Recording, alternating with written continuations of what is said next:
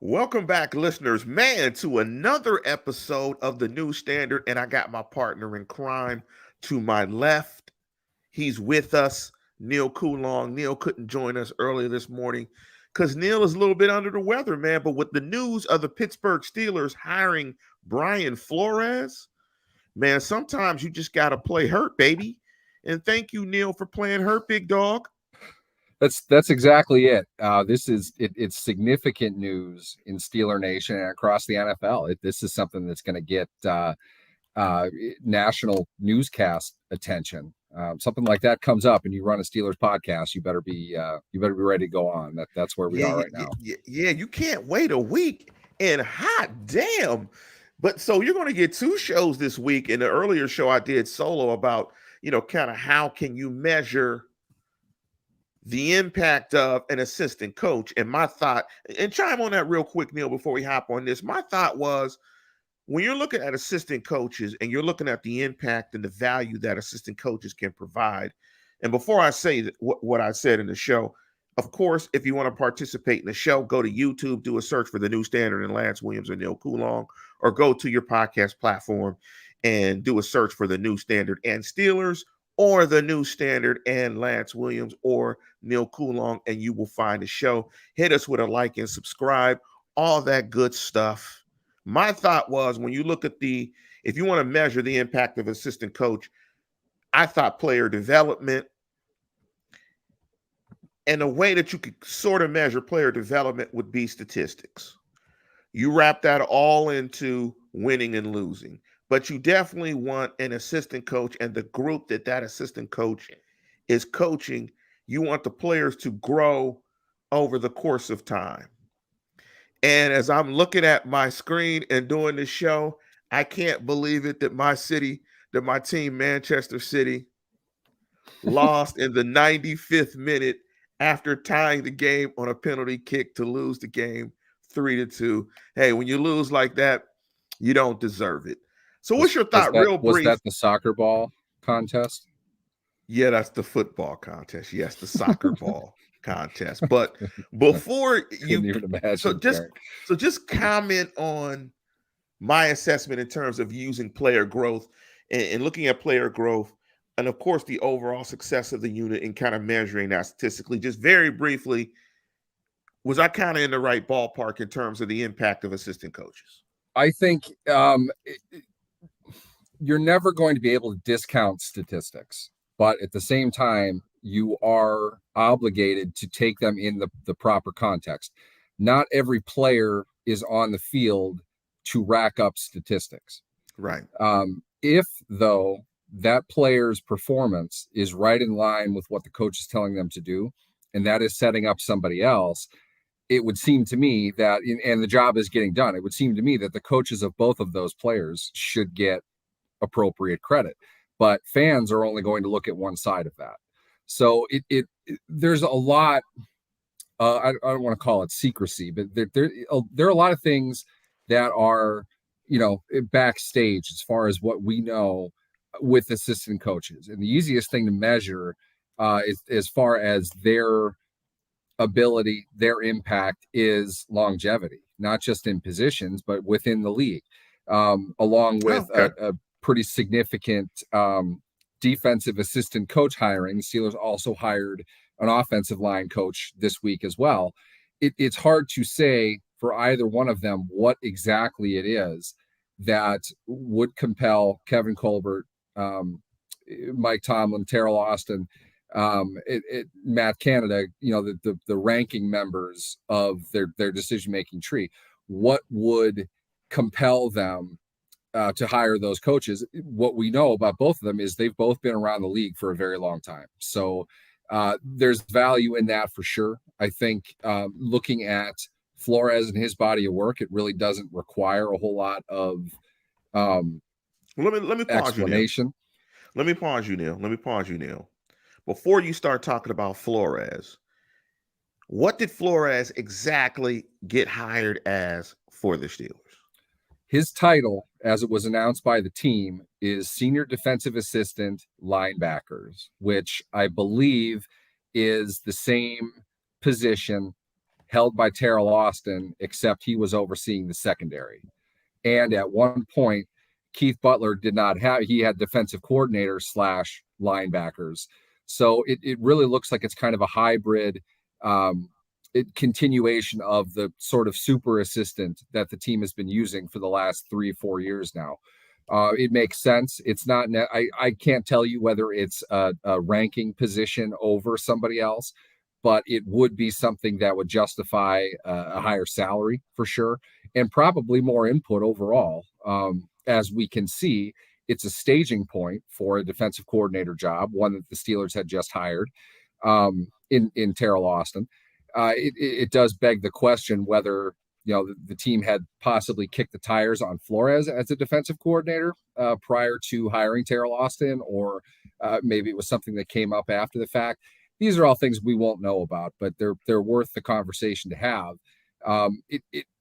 The title itself tends to mean more responsibility. You are on over other coaches. Whether or not you are managing those coaches is kind of up to the structure of the team.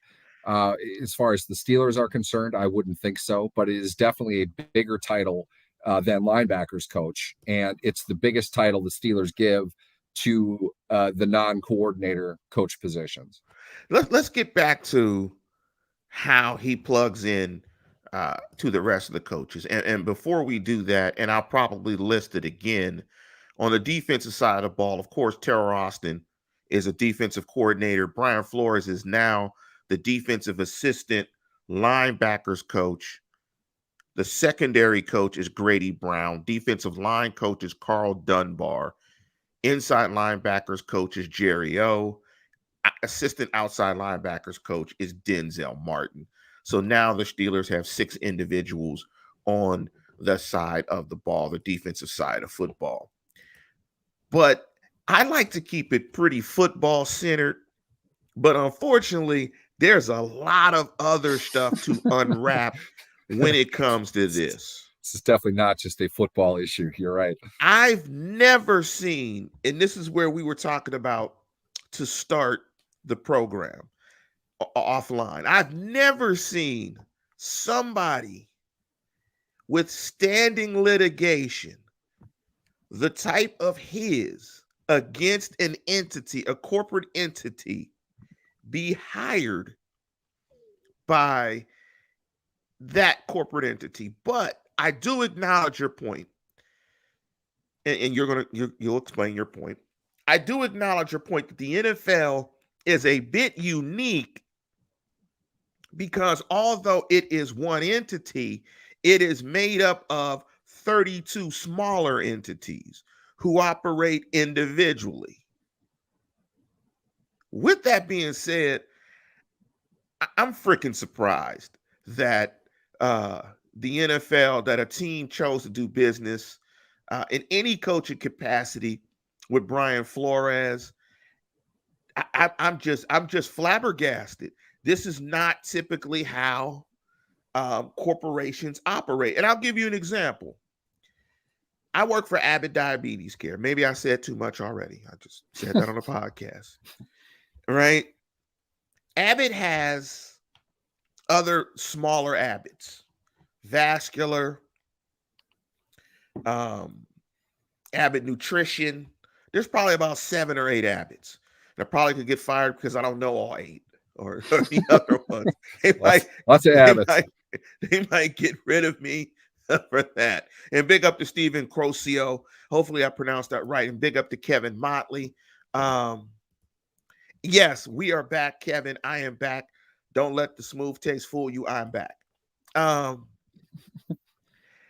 I feel like if I sued Abbott Diabetes Care for lack of opportunities in terms of her promotion, maybe it's just my dumb intuition. I don't think I would apply for any other Abbott jobs, right? And maybe because the NFL is the only place where he could get an assistant job for another NFL team, maybe because of the NFL being such a closed loop. I just don't anticipate that I would get a job for any other Abbott satellite if I were suing Abbott Diabetes Care. Like, and maybe that doesn't happen. Maybe I'm off, but it feels like if I applied, once my application was ready, it'd be like ding, ding, ding, ding, ding. Nah, man.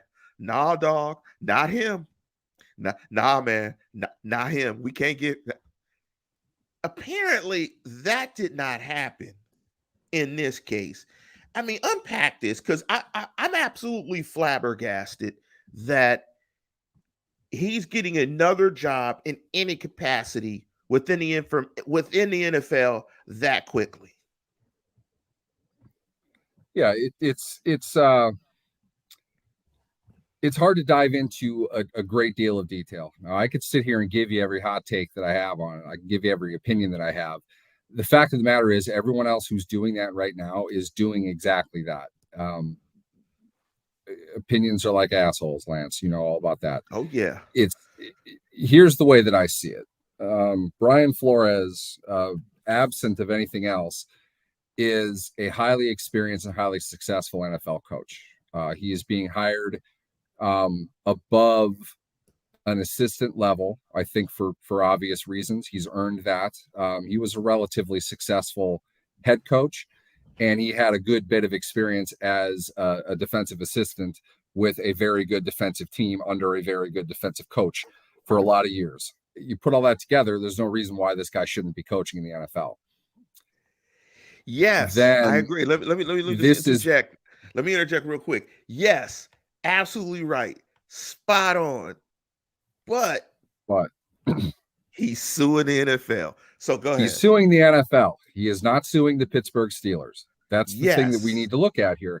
It's not simply the NFL is its own governing body. And yes, it is represented by 32 teams, but at the level that they're at, as far as hiring goes, and this is where the lawsuits get kind of weird, not all 32 teams are not operating.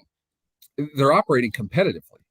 So Yes. one team's hiring practices are expected to not be another team's hiring practices.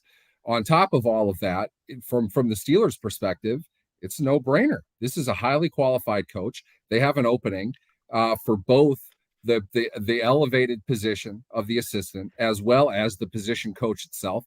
To some degree, they lost both of that with Keith Butler and with the promotion of Terrell Austin. Again, not to try to make these two things synonymous with each other, but the last two people who held that title were Keith Butler and Terrell Austin. So okay, the fact that they're merging that together for Brian Flores only speaks to the fact that he's plenty qualified to do that, and they had a need. So the argument, as far as the lawsuit goes, is completely irrelevant, in my opinion. Let me ask you this, though. And this is me and my naivete on the outside, right? And not being in a room ever. Am I dumb to think that NFL teams don't ever operate in a collusionary, I don't know if that's a word, I'm just saying collusionary manner, especially in a regard like this, in a case that's this high profile and this sensitive? Is there any nod? Because me, my mind is saying nod, wink, wink, nah, we're gonna let this cool down and let this cat sit for a second before we let him strike. Because for me, right, from a qualification standpoint, he's rock solid, right? Was a head coach, pretty successful head coach. Defensive side of football, he's co-signed by Bill Belichick. He's a Super Bowl winning assistant coach. Was a defensive coordinator of. From a qualification standpoint, it sounds like every team in the National Football League would have a need to put Brian Flores on their staff. Like, because he's an excellent mind, excellent defensive coach by all accounts. So am I off? Like, am I off in my assumption that on some things they move in concert, CBA, other stuff, that teams are moving in concert? Because I understand and fully acknowledge that they're competitive. But man, I'm just flabbergasted now. Here's the 10,000 foot level answer. You can't prove coercion in a direct and obvious sense. In other words, you and me, Yes. without the benefit of, you know, hundreds of hours of discovery and investigation, we're not going to be able to come up with anything conclusive to say that it happens or it doesn't happen. I would say, though, in a league that is so obsessed with learning absolutely every little detail that it can, it has very strict and highly regulated processes involving the release of information about what appears to be at a reasonable level, minuscule aspects of the game. They feel those things are competitive. They spend at least a third of the year sending smoke screens into the media, unnamed sources, talking about certain draft picks and certain scenarios that they might want to work in with subterfuge in mind. They are competing on the field directly against the same people that they're competing with in the coaching market. All these things together, I'm not trying to be completely pro NFL here. I'm just saying it for me as a competitive person, I wouldn't care what 31 other owners say. I want to win. I'm going to do it the way that I want to do it. So I don't think that there is, I don't think you can say collusion in an obvious sense, but that's not necessarily the law either. So I'll leave that for them. I will say this, though. I am not surprised Brian Flores landed another job. I am very happy that Brian Flores landed another job, especially with my team. I'm extremely excited about that. That doesn't do anything for the lawsuit, for or against. All it shows is what we have known that has not been in dispute. He was an excellent assistant coach. Now, in my opinion, I think there just, you know, there will be more reason next year to hire Brian Flores as a head coach as there was this year, in my opinion. Right. I think he's going to show that he's a great assistant, and that is typically the most obvious path from a non-head coach to a head coaching job. Do really well as an assistant. He has the opportunity now for that, and then we can get into the lawsuit piece of it. So I don't think that it matters. I think it would take a lot to make 32 billionaires come in complete consensus with each other on something and then need to go compete for the top prize, which is highly sought after, huge marketing opportunities. I don't see them doing that. That's just me. Maybe I'm naive. Here's the thing, Neal. I think they can on certain things, right? On the overall health of the league and how they're going to pay players, right? Like on certain things, they can. But here's where I think your point is great. You're not going to tell billionaires necessarily what to do in any regard, right? So one thing you know that a billionaire is, unless they've inherited all their money from their family, and I'm just generalizing, they're competitive as all shit. Yeah, I hope so. And I'm a thousandaire, and I'm competitive as hell. I wouldn't. I'm not going to do it just because they're telling me to do it. And you know what? You know what an owner is going to say? What she or he is going to say? F you, dog. Yeah, exactly. That's exactly it. F you, dog. Screw you. I'm going to do this. I'm going to hire who the hell I want. Why am I falling on your sword? I'm not the one who did any of this. Why do I care? It's your lawsuit, not mine. And guess what, Roger?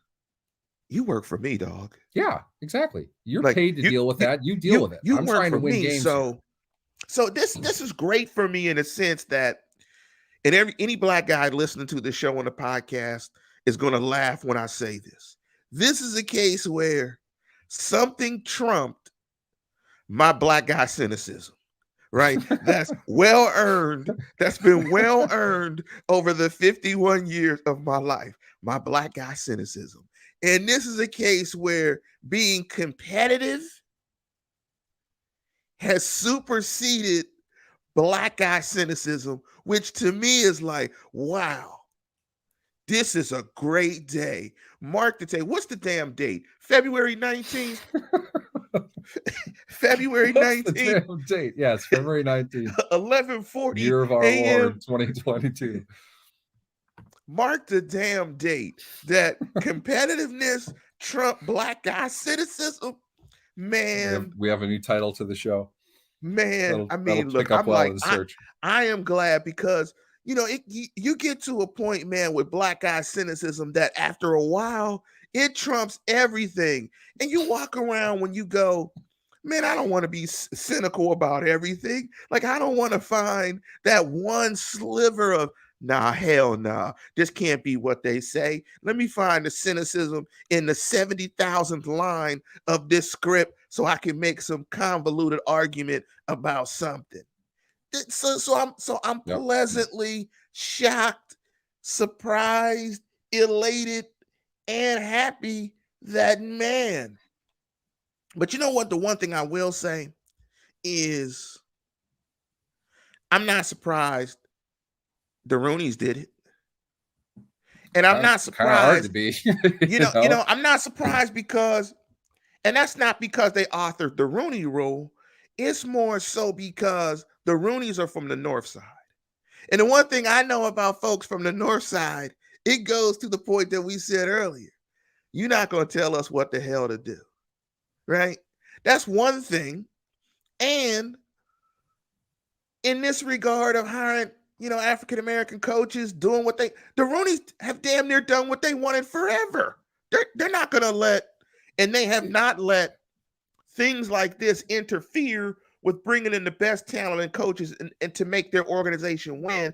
And before you hop in there, lastly, when you've won 6 championships and you are a signature brand and franchise in the league, you can kind of flex and be like, well, we the Steelers, we're going to flex. It's good for us.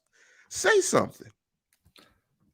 2 points on this that I think go off what you're saying as far as the Steelers and the Roonies go. And I just had this situation with my staff just the other day. I won't bore you with details, but people are supposed to be doing something that they weren't. People weren't doing it, and some were. I told everybody, hey, make sure to do this. The 3 people who do it correctly the most often pinged me after it, asking if what they're doing is okay.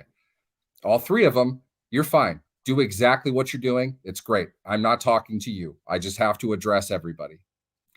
The Steelers, I don't know, Lance, it seems like you should be the one to mention this, but in case people haven't noticed, most of the Steelers coaching staff is black. Okay. I don't think that's necessarily an accident, but what I'll do is compare it to this. You remember the 90s Blitzburg Steelers. A large part of why they were able, pre-salary cap into the early days of the salary cap before they really screwed it up and had to find people that actually understood what to do, they had pass rusher upon pass rusher upon pass rusher. If they lost one, there was another guy waiting in the wings. Why was that? Because they exploited the market inefficiency that there simply weren't many teams playing defense the way that they played. In the years that have passed, Joey Porter, who's an all-time Steelers legendary player, a 3rd-round draft pick, Joey Porter turned into Jarvis Jones at 17 overall. Okay. That's a substantial swing in the wrong direction. Why did that happen?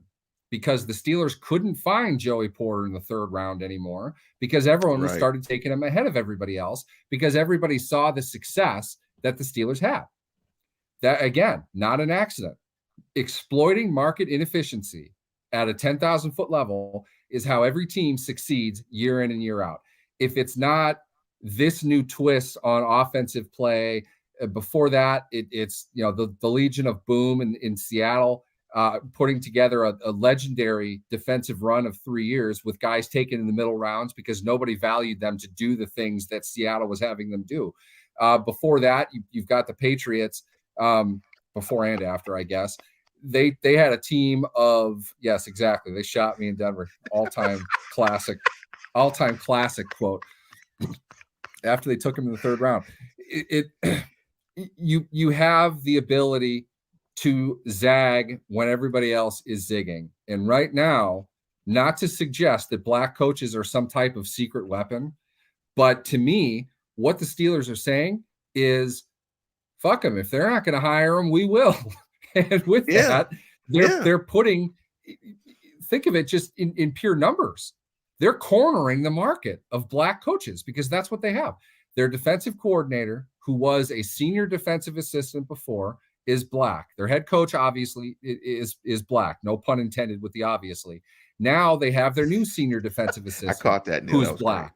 I don't think that this is necessarily a coincidence, but think of it like this. To tie this all together as far as Flores goes, if 31 other teams in the league think he's toxic, that means he's a weapon. And the Steelers are the ones who are recognizing that.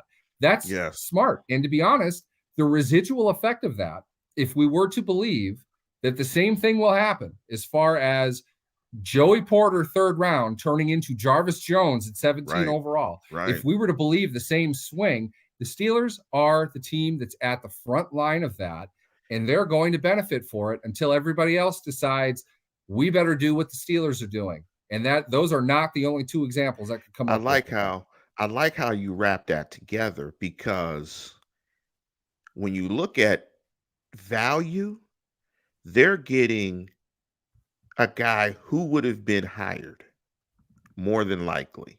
Or let's just say this, they're getting a guy, a former head coach, that's a great coach, right? Mm-hmm. For the value of a 3rd round. This is a 1st round guy that they're getting probably at 4th round value. I mean, this is incredible get. And I love the way you said it when we were talking off air, that more than likely, this is going to be the sexiest signing that the Steelers have next year, player or coach. This is going to be the sexiest signing. But let's jump to the football side. And when you look at the defensive side of the ball, and you look at the coaches on the defensive side of the ball, and let me say this before we do this, because I have a PhD in Steeler fan, and I'm going to agree with Kevin Motley. I'm sure, given that they talked to Minkah, that they talked to Minkah Kevin Motley. Oh, okay. Oh, let's break that down. I don't think that Minkah. And before we jump into that real quick, I know Steeler fans. I got a PhD in Steeler fans. And after your point, Neal, about essentially weaponizing the black coach that does not get opportunities, I know Steeler fan is saying, how about we fire Matt Canada and go get Byron Eric Leftwich? Bieniemy, Byron Leftwich. Get Bieniemy, well, or guys are already in those jobs. Or Leftwich, right? I'm not sure right. A better situation for this job. But you got what I'm saying, right? Yeah, absolutely. I agree with that. And it's put it right together. And that's a fair question. I'll say this: if Byron Leftwich would want the Steelers' offensive coordinator job, sure, I have no problem with that. I've never, really given a whole lot about Matt Canada. I'm just going to say this.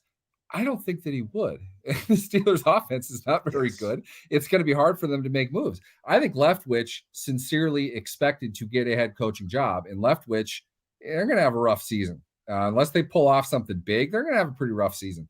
He's not going to have the tools to work with, same as Canada. So to be honest, I don't know why Leftwich would want to leave for the same job somewhere else. Just saying. I think you're right. Not when he was on the precipice of getting a head coaching position. No, and he would have. And he would have. He just job, right? It's that's separate. I don't think anybody suggested Leftwich shouldn't have been the head coach. Both Jacksonville and the rest of the league. At the same time, you and I had conversations at the beginning of the coaching cycle, and we both agreed Bill O'Brien is probably, or Bill O'Brien. Oh my God, what did I just do? I am. That's really bad. You need NyQuil, man. You need Dayquil. It's fine. Yes, exactly. It's fine. The cold meds. Doug Peterson, not Bill O'Brien. Doug Peterson was a better option specifically for Jacksonville. And the term that I used there was they need to get an adult in that damn room. Okay. They've got all kinds of cultural problems. You need somebody who's been there and can lead in an experienced manner. That's nothing against Byron Leftwich at all. I think Byron Leftwich is a great coach. He's shown to be a great coach. and he's got a great pedigree. He will be a head coach in the NFL. My point is with Jacksonville, the young quarterback, the dumpster fire that follows Urban Meyer around, trailing his sorry ass out of town. You needed to get somebody who's been to the show and back, not the first time head coach. I don't think that's the right situation. That's just me. But regardless of that, the idea here is there are qualified head coaching and coordinator, and now apparently defensive assistant candidates who happen to be black. And if the Steelers are the team that's hiring all of them, and they're putting together outstanding teams year in and year out, maybe not this year so much, maybe not the next year. Defensively, they're pretty damn good. You can't really complain about that. They're putting together an attractive staff of people who are hireable elsewhere. That, the way that I said it, I don't necessarily like in this context, but they haven't really done that in the past. There hasn't been a whole lot of guys that other teams have really wanted to hire. Right. But now I think they're building that. And to some degree, I think it's by design. The reality is we can talk how nice it is that they're giving black coaches a chance. They're going to be compensated if these black coaches go on to something else. And they're building a stable of them. All of it, though, none of those guys go anywhere. None of them get hired if they're not any good. So they're obviously motivated to succeed here. It's just, they very well could have 9 third-round picks in the next 3 drafts. and that's the thing about it. It's never a competency issue. But let's jump into Kevin's comment, and I'm gonna lead into it with another comment from Christopher Jones. Thank you, Christopher Jones, and thank you everybody that's hopped on, man. We got a lot of people on the live chat. This is a hot topic. Christopher Jones wrote, Brian Flores will be reunited with Minkah Fitzpatrick. Minkah requested a trade out of Miami in 2019 for feeling he wasn't being used correctly by Flores and the Dolphins coaches. I read that comment to then get to Kevin Motley's comment. I'm sure they discussed this with Minkah. What's your thoughts on that? I think if Minkah Fitzpatrick texted Mike Tomlin after that news broke, I think Mike Tomlin left that text unread. He's not taking the specific direction from the free safety coming off his worst season, who's playing on his 5th-year option and might not even be with the team in 2 years. He doesn't give a fuck what Minkah Fitzpatrick thinks. Okay, I'm sorry. Minkah Fitzpatrick is 25 years old. He's a damn good player. He's not a manager. You do not base the structure of your coaching staff on what Minkah Fitzpatrick thinks. And that's Minkah Fitzpatrick. I know. I'm gonna tell you how this sounds. I'm gonna tell you how this conversation went. Hey Minkah, we just hired Brian Flores. Go Neal. That's how that went. Yep. and that was it. I don't think it matters. He's not even overseeing what Minkah does anyway. Look, you know what? Here's another thing too. Minkah wasn't happy there, plain and simple. He's had 2 more years away from Miami, 3 more years, away from Miami. God, I'm doing great today, Lance. In that time, you hope he matured professionally. You hope he grew up a bit. At the end of the day, though, he's got a lot of money on the line right now. I really don't think he's concerned with who the linebackers coach of the team is. Suggesting otherwise is so melodramatic. It should be on primetime television. It doesn't belong in what they're doing. They're grown men. If Mike Tomlin is anything, he is going to put players of a certain experience level in their place when it comes to who's in charge of the team. Mike Tomlin is not listening to Minkah Fitzpatrick when it comes to hiring a position like that. Not at all. And he not shouldn't. At all. No. Minkah, go work out, okay? Get better. Okay, play your contract year out. Yeah. Odds are good you're getting tagged next year anyway. You don't have a whole lot of say over anything. Get better as a player. Maximize your value. Yeah. I mean, and even if he did, which I agree with you, I doubt that he did. Doesn't matter anyway. They're going to do it anyway. If they were going to hire Brian Flores, given everything that's going on in the context of everything that's going on, they're not worried about Minkah Fitzpatrick's opinion. Yeah. It's like, well, you know what? They're like, whatever. They're like, he'll with us for this year and we can tag you after that. Yeah, he'll be. I don't give a shit if you like Brian Flores or not. He's going to coach the linebackers. and we'll jump into uh the whole issue um about Minkah Fitzpatrick and his contact situation. Um yeah, and Kevin agreed with us, especially when Flores exposed the culture of the Dolphins as an organization tanking on purpose is bigger than Flores. Especially when Flores, like, if they're hiring Flores, they not worried about a player's position. But let's dig No. into the football part of this and where and maybe I'm a little naive to this, and how this hierarchy will kind of work. Now we all know at the top of the totem pole, so to speak, on the defensive side of football, it'll be the coordinator. When you're bringing in a defensive assistant title, and we talked about the significance of that title, linebackers, and a guy, Brian Flores, with head coaching experience. In terms of the linebacker coaches, when you have the inside linebacker coach and the assistant linebacker coach, in terms of hierarchy, and maybe I'm thinking about it wrong, will he sit above those guys? Those guys kind of report to him. Will he give input to both in terms of the linebackers side of his title and the defensive assistant title? Do you think he'll be a guy that's helping to craft the game plan defensively with Austin and with Tomlin?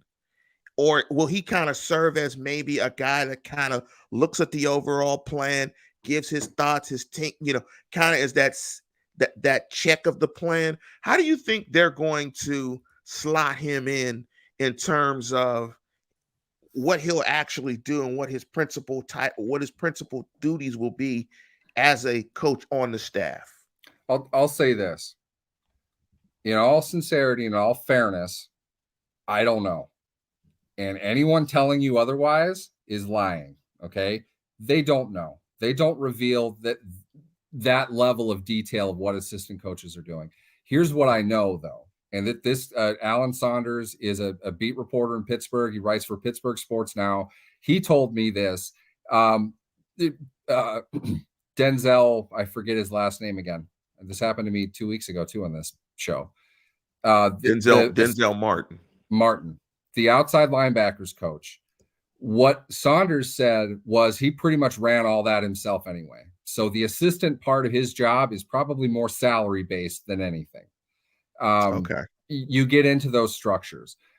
I would just simply on credentials, on experience, I think Brian Flores is overseeing the linebackers. I think he is going to be an instrumental part of their collaboration in putting the game plan in place, putting the overall scheme in place. He's going to have say in that. I don't think he necessarily outranks Terrell Austin, but the Steelers don't operate in a rank and file way. They are a collaborative organization. Brian Flores brings a lot to the table, as does Terrell Austin, as does Mike Tomlin. I think you put the three of them together, they're able to cover the entire defensive side of the ball at a high strategic level. And I think that's what Flores is going to be asked to do. But as far as the boots on the ground approach goes, Flores is the guy day to day talking with the players, working with them, reviewing film, all of that. And Martin is going to assist with those efforts as well. So Flores probably jumps between the high and the low, perhaps more than anybody else. But that's why he's the senior assistant. You know, if he's going to have more of those responsibilities than other people. So with all of that, I think you can say a lot of the title is more justifying salary. But as far as the day-to-day execution of the division of labor goes, Brian Flores is a highly accomplished coach. He's been a head coach. He knows what he's doing. You know, they're going to put him to work in that regard. They don't need him carrying clipboards or anything like that. Strategically, they're going to value what he brings, and they're going to ask for his input, I'm sure. That's interesting. I love the point that you brought up when you said that the title might be more of a salary thing. And that makes sense. And that's what organizations do all the time. They Exactly. put senior and they put this and that. and that basically becomes just some extra money. Let me ask you this, and the last question that I'll ask before we get out of here. What was the name of the old school running back coach that used to be the running back coach for Bill Cowher that was there for years? Because I always heard, and I Dick never knew Hoke. if it Dick Hoke, Yep. and I always heard that Dick Hoke was the guy that, particularly on the offensive side of the ball, that he had to be convinced that Cowher would use him, particularly from a protection standpoint. And a general question, could you block it? Could we execute this game? Could we block the way we want to play? That he kind of served as the salient, I'm flubbing the Yep. word. He served as kind of that litmus on, does this plan work? If he bought into it, then it kind of went to Cowher. And then they would look at it together and okay. But you had to kind of convince him. Probably the senior defensive assistant. Yes. I think that's a Yeah, great parallel. That's a great point to yeah. bring up. Yeah, that's what Before the I'm title thinking. came out, staffs have that. The litmus test is a great way to put it. If the whatever level is putting this or that or the other thing together, that's their job to do so. If you have somebody that needs to sign off on it first, as in Cowher says, I've got 9 trillion other things to do. Right. You know what I want. I pay you because you know what I want. Don't bring this to me unless it's what I want, and make them get it to where I want it to be. That's management. That's the basics of management. I think if that has been Austin before, and without the title, Keith Butler before, it would make sense that Flores would be the guy that you'd hire for that. Mike Munchak probably had something like that as well, at least as far as one particular element of the game. You mentioned protection as far as Hoke was concerned. You could see why you might do something like that with a Munchak back in the day.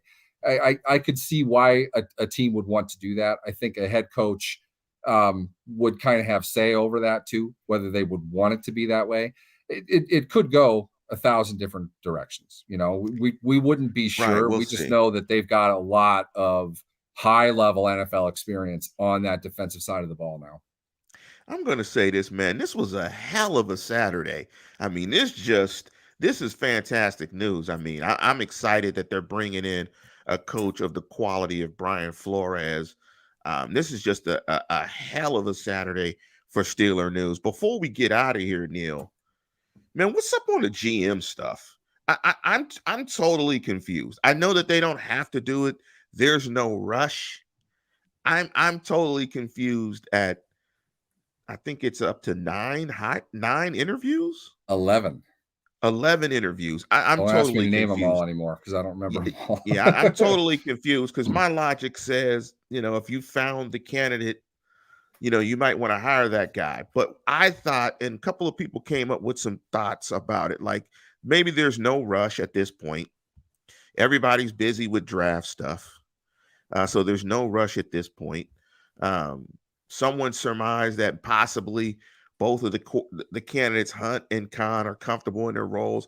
I don't know. It just seems really weird that they've interviewed 11 gentlemen. What's your thoughts on the whole search for the GM spot? And is it important at all that they've interviewed 11 people? One, I'll bet they're not done. I'll bet they're going to keep looking. Could get to 20. Look, for the same reasons of what we're talking about, and I don't want to get into accusations of the Steelers virtue signaling or anything like that, but they're clearly they are clearly casting a wide net, and a lot of the accusations coming from their now senior defensive assistant as far as the hiring practices, it could probably have been resolved if teams chose to or had the reasonable ability to take their time in hiring candidates. So for me, I think the Steelers are showing the rest of the league, as well as people who are upset with how all this stuff is going on, This is a way to do it. You don't, if you're in the position to be thoughtful and deliberate with your decision, you Exactly. That's a should. great point. You should. So to me, I think it's intentional. I think they want to cast a wide net because, again, what you look at it like this. Mike Tomlin was hired back in 2007. Ron Rivera was also an excellent candidate at that point, and Ken Wisenhunt and Russ Grimm. Between the four of them, they looked at all of them. And I have heard multiple stories about how the whole thing went down.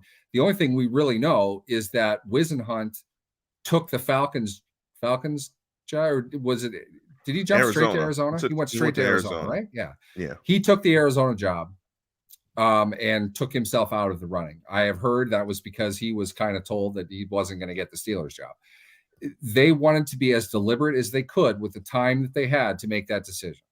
They had a little bit of a runway, knowing that Cowher was retiring, at least had a pretty good sense that was what was going to go on. But they are deliberately taking their time with these decisions to show that's what they should do. And in the end, regardless of who they hire, you're not going to be able to accuse them of them making a hasty decision. Also, and that we have to weigh both of these things. Also, the fact that Omar Khan and Brandon Hunt are both clear and obvious candidates for this job. They're two people that they've talked to him about. What are the odds that if one of them gets the job, the other one's gone?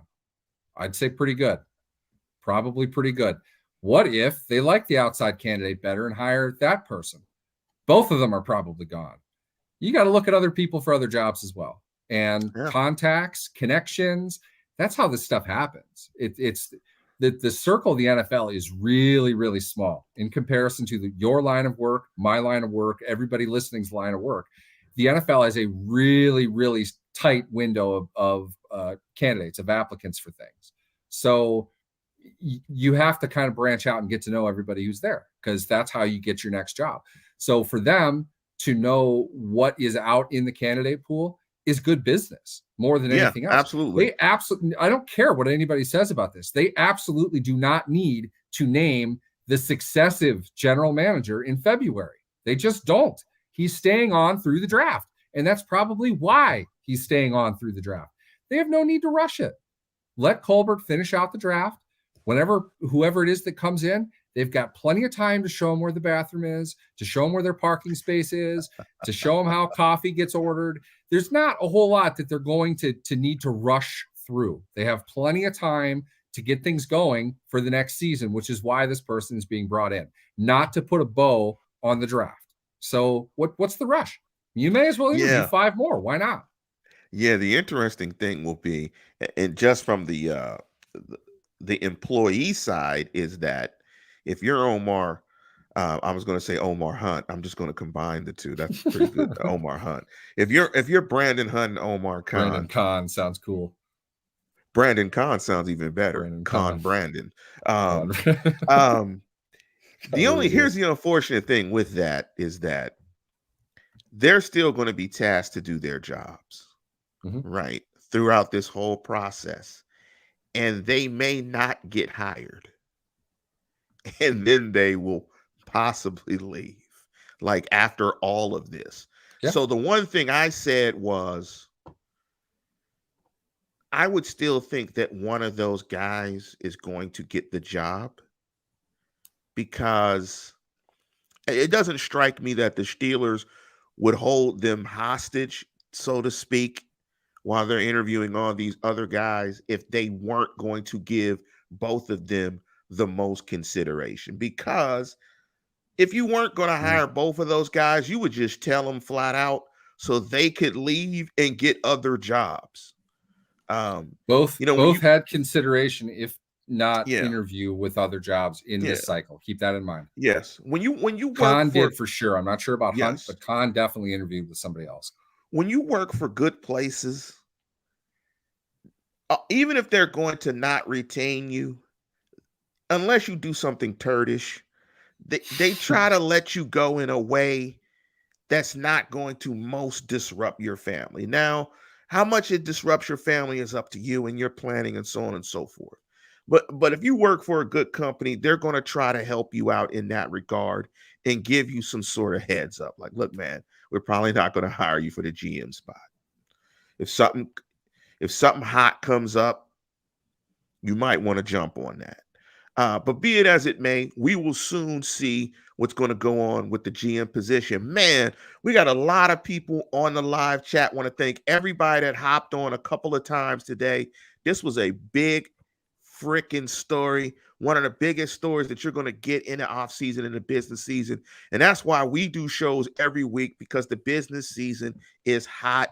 And at some point in time, sometimes it's better than the regular season in just the games. But with that, we're going to conclude the program. And as always, tune in, tell a friend, and subscribe.